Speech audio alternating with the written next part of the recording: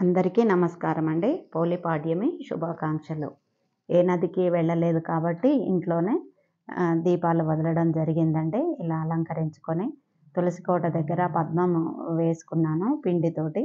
అలాగే గోముద్రలనమాట.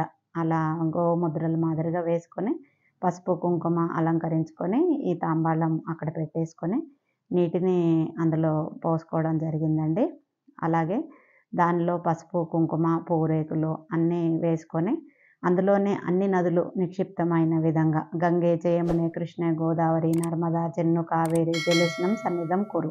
అంటే అన్ని నదులు ఇందులోనే నిక్షిప్తమయ్యే విధంగా ఒక పువ్వుతోటి శ్రీ అనే అక్షరం రాస్తూ అదే మంత్రం చదివామనుకోండి అందులో నిక్షిప్తమయ్యాయని పెద్దలు అంటుంటారు. అలా చేసుకోవడం జరిగిందండి.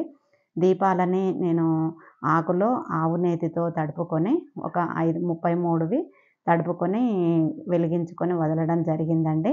అలా నేను మా వారు కలిసి వదిలాము.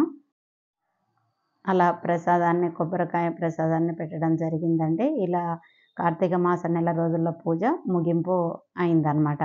అలాగే ఇంట్లో దేవతామూర్తులకు పరమాన్నం చేశాను. అలా నైవేద్యం పెట్టేసుకున్నాననమాట. అలాగే ఈ పూజ ఇన్ని రోజులు అయిపోయింది కదండీ! కుందులు, ప్రమిదలు అన్నీ కడిగేసుకొని శుభ్రంగా ఎండకు పెట్టుకొని పక్కకు పెట్టుకోవడం జరిగిందండి. అన్నీ ఆరబెట్టుకున్నాను.